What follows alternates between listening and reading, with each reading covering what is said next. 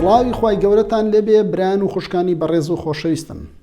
ئەمڕۆ لە وڵاتی ئەڵمانیاوە لە خزمەتانە دەبین دەربارەی ژیانی موسڵمانان لە ئەوروپادا و بە تایبەتی کوردانی موسڵمانان لە ئەڵمانیادا قسە دەکەین. وڵاتی ئەڵمانیا دەکەوێتە ناوەڕاستی ئەوروپا و ژمارەی دانیشتوانی 82 ملیۆن کەسە. بە گەورەترین وڵاتی ئەوروپای ڕۆژئاوا هەژمار دەکرێت. وڵاتێکە کە زۆرترین دانیشتوانی بە ئاینی مەسیحی دیندارن و دووهەم ئاین لەم وڵاتەدا بریتیە لە ئاینی ئیسلام و چەندین ئاین و ئاینزادەی تری تێدا دەژی لەم وڵاتەدا. ئەگەر ئێمە سیر بکەین سەرەتای گەڕانەوەی هاتنی موسڵمانان دەگەڕێتەوە بۆ ئەو کۆچکردنەی کە موسڵمانان لە دوای شەڕی جیهانی دووهەمەوە بەرە ئەوروپا کۆچیان کرد، ئەوەی کە پێی دەوترێ کرێکارەکان واتە دەستی کار، چونکە ئەم وڵاتە کۆمەڵێک کەسی لە دەستدا بوو بۆ ئەوەی ئاوەدان بکرێتەوە. پێویستی بە دەیان و بە سەدان کەس بوو بۆ ئەوەی ڕوو لە وڵاتە بکە. ڕویان لە وڵاتەکانی تورکیا و مەغریب و تونس و جەزائیر کرد بۆ ئەوەی کۆمەڵێک لەو موسڵمانانە ڕوو لە وڵاتانە بکەن هەتاوەکو وڵاتەکە ئاوەدان بکەنەوە. لەگەڵ هاتنی موسڵمانان کە بۆ ماوەیەکی کاتی ڕویان لە وڵاتە کردبوو، لەگەڵ مانەوەیان لێرەدا وردە و سەرەتا دەستیان بە دروستکردنی مزگەوتەکانیان کرد. یەکەمین مزگەوت کە لێرەدا دروست کراوە ئەوەی کە لەلایەنی موسڵمانانەوە دروست کرا بێ کە مەتایبەتی موسڵمانە سونیەکان بریتیە لە مزگەوتی ئاخن و پاشان مزگەوتێکی تر لەو مزگەوتە گەورانە لە شاری مینشن دروست دەکرێت. بەڵام کۆنترین مزگەوت بریتیە لەو مزگەوتەی کە لە ساڵی 1924دا لەلایەنی کۆمەڵێکەوە کە پێیان دەوترێت قادیانی یان ئەحمەدیەکان کە زانایانی موسڵمان بە کۆمەڵێکی بەدەریان دەزانن لە دینی پیرۆزی ئیسلام دروست کراوە. ئەگەر ئێمە سیر بکەین عەزیزان و خۆشەویستانم، ڕێژەی موسڵمانان ئەمڕۆ لەم وڵاتەدا دەگاتە لە 107 بۆ لە 108 دانیشتوانی ئەم وڵاتە. هەژمار دەکرێن بە 7 ملیۆن زیاتر موسڵمان کە لە وڵاتی ئەڵمانیادا دەژین. زۆربەی زۆریان بەڕەگەز تورکن.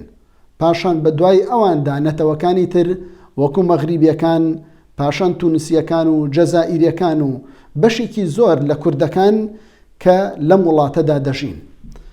و هەروەها بەشێکی تر لە موسڵمانانی کە لەم دوایانەدا لە دوای ساڵی 2015دا ڕویان لێرە کرد بریتی بن لەو موسڵمانانەی کە لە وڵاتی سووریاوە دوای ئەو شەڕەی کە ڕوویدا لەوێ ڕویان لێرە کردووە.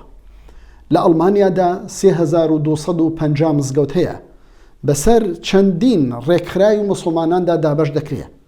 پشکی شێر بۆ ئەو مزگەوتانەیە کە لەلایەنی ئەوقافی تورکیەوە بەڕێ دەبرێت و بە تورکی بەڕێوە دەبرێت. زیاتر لێرەدا ئەگەر سەیری تورکەکان بکەین زیاتر لە 2000 مزگەوتیان لە وڵاتەدا هەیە. مزگەوتەکانی تر کە دەمێنێتەوە دابەش دەکرێت بەسەر نەتەوە جیاوازەکانە کە زۆربەی زۆریان مەغریبین یان تونسین یان میسرین یان بۆسنیەکان یان ئەلبانیەکانن و پاشان مزگەوتە کوردیەکان و مزگەوتی پاکستانی و ئەفغانی و نەتەوە جیاوازەکانی تر دێن. موسڵمانان لێرەدا و لەم وڵاتەدا بە ڕێژەیەکی بەرچاو دەردەکەون بە تایبەتی لە شارە گەورەکاندا وەکو شاری بەرلین و شاری کۆلن و شاری هامبۆرگ و شاری دووسڵدۆرف و شاری مینشن و چەندەها شاری تر، بەڵکو هەندێک لە گەڕەکەکان وەها ناسراوە کە بریتیە لە شارێک لە شارەکانی تورکیا واتە ئەستەمبوڵێکی بچووک ناسراوە. ئەگەر سەیری موسڵمانان بکەین ئەو مزگەوتانەی کە لێرە دروست کراوە، هەڵبەتە ئەو مزگەوتانە نییە کە ئێمە سەیر بکەین وابزانین مزگەوتێکی یەکجار گەورەیە و بە شێوازێک لە وڵاتانی خۆمانە دروست کراوە.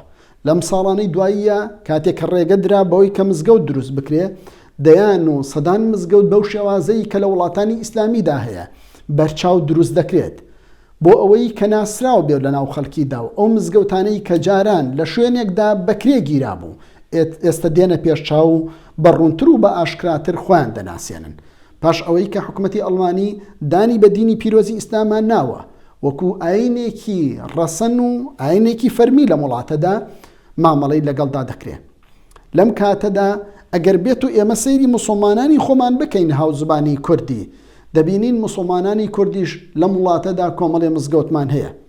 گەورەترین ڕێکخرا و کە مزگەوتی هەیە جڤاتی ئیسلامی کوردیە کە 25 مزگەوتی لەم وڵاتەدا هەیە. هەڵبەتە جڤاتی ئیسلامی کوردی بریتیە لەو ڕێکخراوەی کە زیاتر ڕێکخراوە لە کوردەکانی باکوور و خزمەت بە مسلمانانی کورد زبانی باکووری دەکەن. کوردەکانی باشووریش لێرەدا 5 مزگەوتمان هەیە کە مزگەوتی برایەتی کۆنترین مزگەوتەکانە کە لە ناو ئەڵمانیادا ناسراوە. پاشان مزگەوتی لە شاری گێڵزنکێشنە و پاشان مزگەوتی ئایندە کە دەکەوێتە شاری کۆلنەوە و مزگەوتی خێرخوازانیش دەکەوێتە شاری ڤوبەرتاڵەوە و هەروەها مزگەوتی مەدینەمان هەیە لە شاری لوتفی سافن و لە شاری کیلیش مزگەوتمان هەیە و لە شاری هانۆڤەریش مزگەوتی سەلاحەدینمان هەیە. سوپاس بۆ خوای گەورە لەم ساڵانەی دواییدا بەشێک لەم مزگەوتانە کڕاون و ئێستاکەش ئێمە لە شاری ڤوبەرتاڵ مزگەوتی خێرخوازان لە بنەڕەتەوە دروست دەکەین. لەم بارودۆخی کە ئێستا پێیدا تێپەڕ دەبین لە سەردەمی کۆرۆنادا کۆمەڵێ ڕێگری دەکرێت لە مزگەوتەکان بۆ ئەوەی کەوەکو شوێنەکانی تر ڕێگەن نەدرێت قەرباڵخی تێدا دروست بکرێ. ئەو ڕێگانەی کە حکومەتی ئەڵمانی بۆ ئێمەی داناوە ئەبێ ئێمەش پێیوە پەیڕەو بین واتە ژمارەی وەکو ژمارەی پێشووی مسلمانان ناتوان لەم جێگەیەدا کۆ ببنەوە. ئێمە هەوڵ ئەدەین وەکو مسلمانانی کورد زبان کە پێکەوە لەگەڵ یەکتریدا بتوانین خزمەت بە هاونیشتمانیانی خۆمان و هاوڵاتیانی خۆمان بکەین و پاشان ئەو نەتەوانش کە لێمانەوە نزیکن لەگەڵمان بەشدار بن بۆ بەجێبەجێکردنی ئەرکە ئاینیەکان ئەوەی کە لەسەر شوانمانە. زۆربەی زۆری قوتابخانە مزگەوتە کوردیەکان قوتابخانەیەکی بە کوردی تێدایە بۆ فێرکردنی قورئان و فێرکردنی پەروەردەی ئیسلامی و فێرکردنی زبانی کوردی. ئەمانە هەوڵ و کۆشێکی تاکخوازین کە ئێمە وەکو مسلمانان لەم وڵاتانەدا داومانە. السلام عليكم ورحمة الله وبركاته. ئەم مزگەوتە لە ساڵی 1995 بەڕەسمی کرایەوە پێشتری شەر هەبوو بەس لە شارێکی تر بوو حەقەتەن بەس ئەو کاتە سیمای کورد نەبوو بەڵکوی هەموو لایەنەکان بوو بەس لە ساڵی 95 بەدواوە کە کۆچکردنی کوردەکان زۆر بوو بۆ ئەم وڵاتە ئەم مزگەوتە مجموعە برای ئەو سەردەما کە ئێستاش بەعزێکیان لە ژیان ماون هەر لە فێرئاین و لە مزگەوتەکە هەر ماون بەڵام مەسئولیەتەکە الحەمدولیلا دەساودەستی کردووە لە چەند برایەکەوە تا ئێستا گەشتە سەر بەندە. ئێمە تەبان مێژوویەکی یەکجار کۆنیە ئەم شوێنە مێژوەکەشی بەڕاستی ئەگەر ئینسان باسی بکات لەوانەیە کاتێکی زۆری بێ بەڵام بە کورتی و بە پوختی ئەم شوێنە هۆکارە بۆ کۆکردنەوەی هەموو کوردەکان لە هەر چوار پارچەی کوردستان کە هاتی بێتن بۆ ئێرە بەپێی توانە ئەم برایانەی کە قەدیمەکان وەکو دکتۆر معروف بە ڕەحمەت بێ و کاک نەوزاد هەولێری کاک دکتۆر زیرەک کاک حاجی ئیبراهیم کاک تەها عوسمان کاک تەها هەمەخان کاک حاجی جەمال زۆرێک لەو برایانەی تر بەڕاستی هەموو دەورێکی نمونەییان هەبووە لە خزمەتکردنی ئەم شوێنە بە تایبەتی وەکو مزگەوت وەکو پیاکردنی کەفالەت بۆ ئەیتام بۆ نازداران بۆ کوردستان. ئێستا شەر لەو وینە بەردەوامن چه تەرجومە بێ چه یارمەتی تر بێت کە ئینسان پێویستی پێبێ. چالاکیەکانی مزگەوت بریتە دەچی کار حاجیان بە ڕوونی بەردە چەند خاڵێکە بۆمان بە کورتی بۆمان باسکەیتی بۆمان ڕوونکەیتەوە. چالاکیەکانی مزگەوت بەڕاستی جەناب تەزانی لەم وڵاتە یعنی چەند چالاکیەکی زەق هەیە هیچی لەوانە کردنەوەی قوتابخانەیە بۆ فێرمونی ئەوانەی کە هاتین ئێمە بیدایەت کە هاتین بۆ ئێرە هەموو گەنج بووین و مناڵمان نەبوو لێرە هەموو ئێستا مناڵمان بۆ جیلی یەکەم و وا جیلی دووەمیش مناڵیانە بێت لەخوا بەزەت بێت دەستێکی باڵیان هەبووە و دەورێکی زۆر گرنگیان هەبووە بەڕاستی مزگەوتە کوردەکان و مزگەوتی برایەتیش بە تایبەتی کە پێشتر ناوی مزگەوتی بنخەلەکان بوو ئێستا مزگەوتی برایەتی هەڵبەتە لە ساڵی 95 قوتابخانەی هەیە ئەو قوتابخانەیەش تا ئێستاکانە یعنی مناڵی ئێمە گەورە بۆ ژنیان هێناوە هەموو لەم قوتابخانەی فێری کوردی و زمانی کوردی و زمانی عەرەبی و قورئان و حتا بەشێکی زۆریشیان بەشێکی زۆر لە قورئان حفظ کرا حفظیان کردو الحەمدولیلا و یعنی چالاکیەکانی تریش وەکووتم کەفالەتی ئەیتاممان زۆر هەبووە یعنی کۆکردنەوەی یارمەتی و پارە و قوربانی و زەکات و زەکاتی فتر و بۆ بەتایبەتی بۆ کوردستان ڕەوانە کراوە. حاجیان بە کورتی نوێژەکان لە سەردەمی کۆرۆنا چۆن ئەکرێت لە مزگەوت نوێژی بە جومعە بەتایبەتی؟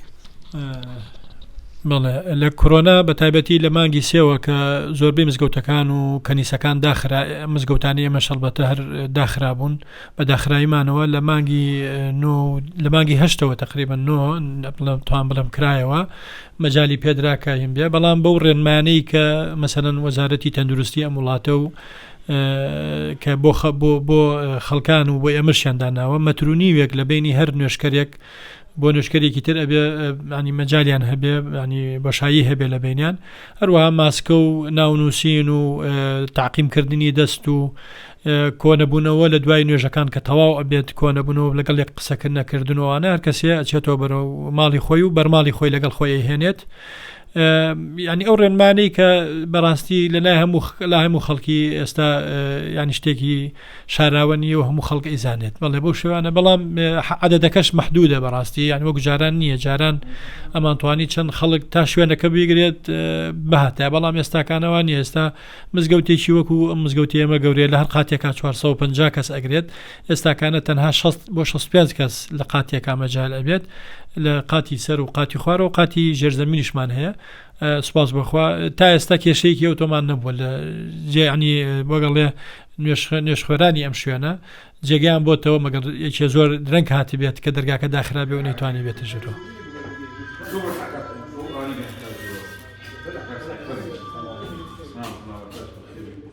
ابن حجر عسقلاني ئەو زانا گەورەیە ئیسلامە کە کەسێکە شەرحی کتێبی ئیمامی بوخاری کردووە، زانان ئەفەرمون هیچ کەسێک لە دوای ئیبن حەجەری عەسقەلانی نەهاتووە بتوانێ شەرحی کتێبەکەی ئیمامی بوخاری بکە بەقەدەر ئەم پیاوە زانا و لێ هاتووە. ئەفەرمێ ئاگاتان لێ بێ پێغەمبەر درود و ستای خوای لەسەر بێ کاتێک کە باسی حەڵاڵ و حەرامان بۆ ئەکا لە سەرەتاکە لە کۆتاییەکە باسی دڵمان بۆ ئەکا، چونکە ئەو دڵە بەچی خراپ ئەبێ؟ بە حەرام خراپ ئەبێ. بەچی چاک ئەبێ؟ بە حەڵاڵ چاک ئەبێ.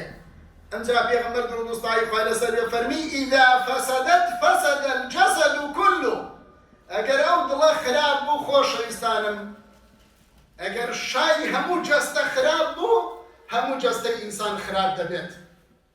بۆیە لە ئیمام ئەحمەدیان پرسی ڕۆزا و ڕەحمەتی خوای لێبێ بیمە تەلین القلوب، هەمانەوێت دڵمان نەرم بێ ئیمام ئەحمەد، چونکە نەخۆشیەکمان هەیە نەخۆشی دڵڕەقیە، ئەمانەیە ئەو دڵە نەرم بێ، چونکە سەیری هەندێک کەس ئەکەین فەقیر و هەژاری بەزەیمان پێیانە نایەتەوە، چاکە ناکەین، بەرەو پێش ناڕۆین، لە خوای گەورە ناترسین.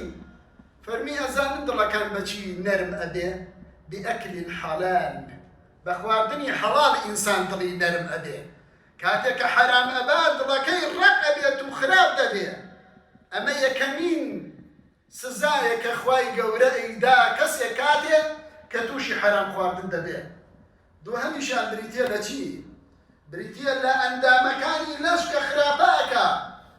سەهلی کوڕی سعد پێمان دەفەرمێ کە یەکێ بۆ لە سەحابە زۆر خۆشەویستەکانی پێغەمبەر درود و ستای خوای لەسەر بێ، لە هەموویان زیاتر تەمەنی هەبووە کە لە ناو مەکەدا ژیاوە لە دوای پێغەمبەر درود و ستای خوای لەسەر بێ. ئەزانن ئەیفەرموو چی؟ ئەیفەرموو ئیذا ئوکیل الحەرام عەصەت الجەوارح شاء من ئەبا علم ئەو لەم یعلم. بەتەمەنترین سەحابەی پێغەمبەر درود و ستای خوای لەسەر بێ ئەفەرمێ چی لە ناو مەدینەدا؟ ئەفەرمێ وەڵڵاهی ئەگەر ئینسان حەرامی خوارد عەصەت الجەوارح، ئەو جەوارحانە و ئەندامانەی لەشت تووشی حەرامە بن، چاوەکەت نەدەر ئەکا، زبانت غەیبەت ئەکا و باسی خەڵک دەکا، گوێەکانی حەرامی پێدەبیسی، بە قاچەکانی بەرەو حەرام و بەرەو ئیشی خراپە دەڕۆیت، بەرەو چاکە ناڕۆیت. ویستی هەبێیان ویستی نەبێ، بزانیان نەزانی وار لێ بێ، چونکە هەندێک کەس ئەبینی کە حەرام خۆرە ڕۆژ لەگەڵ ڕۆژە زیاتر لە ئەدا بەرەو کاری خراپە دەڕوات. ئەم کەسە نەبینی کەەوە هابێ، ئەزانن بۆ چونکە سەرچاوەی خواردنەکەی ئەوەی کە لێیوە وەرگرتووە، ئەوەی کە خۆی پێئەژێنێ سەرچاوەکەی حەرام و خراپە خۆشەویستانە. علیکم ورحمة الله وبركاته. ام نوكال مزگفتا آینده یا کردی الباجر کولن ألمانيا افروکا روزا خطبه بو الحمد لله كوفيد وما هيك افرن ما دركتين حكمه الماني كوف تني يعني مزگفت و كنيسه فكرينا بس فيتن جريه بوارن ما بكن خلك مجي الحمد لله صدى نوت بينش بجريه بوا رين ما كان كو وقت ان ناف خود نويسن دست خود شون رقم تلفن خود نويسن ماسك بكارت اینن هر کسی که تن شامل کا خود برمال کا خود اینتن ام جي همي ماسك يعني بشتي خود ببري خود به فقط وقتی بتنی خطبه ام تخینین از به ماسک تخینم بس وکی تری خلق اش در وجی نارا وستن وکی برینو که پارکت سیاره مید خالی کرین پیگیری که گلک باشه های حکومت آلمانیجی هاری کاریا ما مزگفتانه چکو امشیانه ادوی از ما کرونا دا الحمدلله بابت روحی درونی ام گلک هاری کاریا خلقی بکن و حکمت جزدانتن يعني چونك دكتورة نفسي قالك ازدحام بقلبالغ بسر دكتورة نفسي از ما كورونا دا بس في جاري قلت بيتيفيا امام وخطيب جو هاري كاريا دكتورة نفسي بكن خاصة ادوي از ما كورونا دا قال سلامت ياما بو همي عالمه ئەگەر سیر بکەین ڕێژەی گەورەی کوردەکان دەکەوێتە شارە گەورەکانەوە کەمێکی لە شار و لە شارۆچکەکانە دانیشتە بێت واتە لە لادیەکانە دانیشتە بێت بەڵکو لە شارە گەورەکانە دانیشێ وەکو شاری هامبۆرگ و شاری بەرلین و شاری مینشن و شاری کۆلن و ئەو شارانەی تر کە بەناوبانگن لە ئەڵمانیادا ڕێژەیەکی بەرچاوی کوردەکانی تێدایە ئەگەر ئێمە هەموو کوردەکان سیر بکەین واتە بە هەموو کوردەکانی هەموو پارچەیەک نزیکی 600 بۆ 700 هزار کەسی کورد لەم وڵاتەدا دەژی بەڵام هەربەتە هیچ ئامارێکی فەرمی لەم وڵاتەدا نییە چونکە بەشێک لەوانە ڕەگەزنامەی ئەم وڵاتەیان وەرگرتووە و ئێمەش نازانین تاکو ئێستا کە ئەو کەسانە بە ڕێژەی تەواوی بریتیە لە چی